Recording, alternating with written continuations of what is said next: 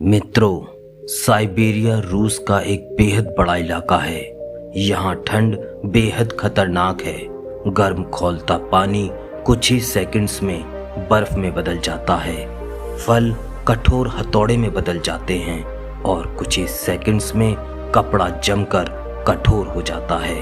मित्रों, आज हम आपको लेकर चलेंगे दुनिया की सबसे रहस्यमयी और ठंडे इलाके साइबेरिया में। साइबेरिया इतना विशाल है कि यह अकेले भारत से लगभग 5 गुना बड़ा है, लेकिन यहाँ के जीवन की सच्चाई सिर्फ बर्फ, जंगल और जंगली जानवरों तक सीमित नहीं है।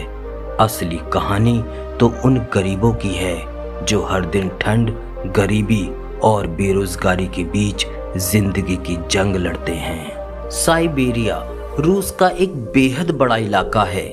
इसका आकार इतना बड़ा है कि यहाँ अलग अलग मौसम, नदियाँ, पहाड़ और जंगल सब कुछ देखने को मिलता है। लेकिन यहाँ की सबसे बड़ी पहचान है यहाँ पड़ने वाली खतरनाक ठंड।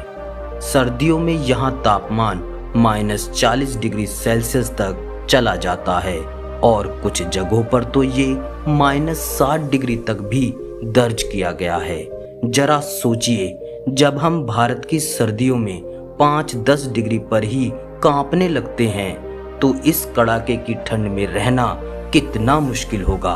और जब किसी गरीब परिवार के पास ना ही कपड़े हों, ना ही गर्म कंबल हो और ना ही हीटिंग की सुविधा, तो जिंदगी किस हाल में कटती होगी ये सोचना भी डरावना है। यहाँ के गरीब लोगों का जीवन बहुत साधारण और कठिन है। गांवों और छोटे कस्बों में लोग अक्सर लकड़ी काटकर अपने घरों को गर्म रखते हैं। लकड़ी उनके लिए सिर्फ ईंधन नहीं बल्कि जिंदगी बचाने का जरिया है। खाने में इन लोगों के पास ज्यादा विकल्प नहीं होते। यहाँ आलू, गोभी, चुकंदर और सूप ही मुख्य खाना है।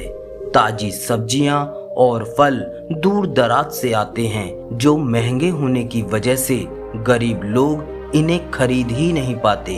बच्चों की जिंदगी भी आसान नहीं है। सर्दियों में उन्हें बर्फ से ढकी सड़कों पर कई किलोमीटर पैदल चलकर स्कूल जाना पड़ता है। कई बार बच्चों के पास ठीक जूते तक नहीं होते, लेकिन फिर भी वो पढ़ाई के लिए निकल पड़ते हैं। दूसरी ओर बुजुर्ग लोग अपने छोटे खेतों में आलू या गोभी जैसी फसलें उगाकर परिवार का पेट पालने की कोशिश करते हैं। साइबेरिया के गरीब लोगों का जीवन कठिनाइयों से भरा है, लेकिन उनकी सबसे बड़ी ताकत है समुदाय और आपसी भाईचारा। यहाँ लोग एक दूसरे की मदद करने से पीछे नहीं हटते।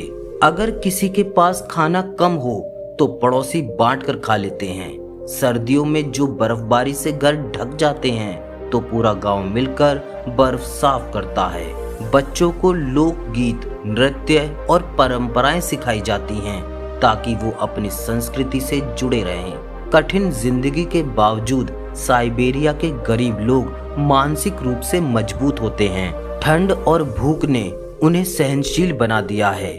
वे छोटी छोटी चीजों में खुशी ढूंढ लेते हैं, जैसे आग के पास बैठकर परिवार के साथ बातें करना या बच्चों का बर्फ में खेलना। हालांकि बेरोजगारी और गरीबी से कई लोग शहरों की ओर पलायन भी करते हैं, लेकिन जो लोग रह जाते हैं उनके लिए ये जमीन ही सब कुछ है। यही उनकी पहचान है और यही उनकी जड़ें। मित्रों, अगर आपको हमारे द्वारा दी गई जानकारी पसंद आई है तो वीडियो को लाइक करके शेयर करें। धन्यवाद।